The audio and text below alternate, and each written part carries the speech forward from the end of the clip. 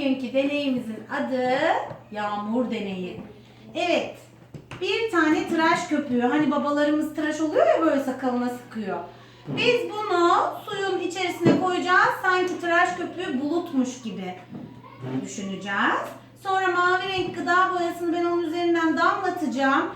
Yağmur nasıl yağıyor? Burada gözlemleyeceğiz, tamam mı? Evet. Şimdi ben de bunu bir...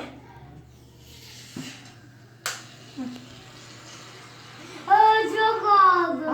Burada bir bulut kütlesi oluştu, gördünüz mü? Ay düşmek üzere. Evet, bakalım.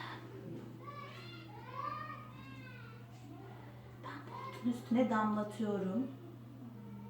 Ay. Evet, aşağıdan yağmur yağacak mı bakalım çocuklar? Siyah. Bakalım. Minik su damlaları ne oluyormuş?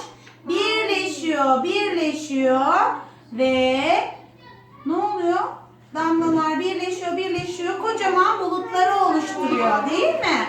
Bulutlar sonra ağırlaşınca üzerindeki suyu bırakıyor, tekrardan yağmur olarak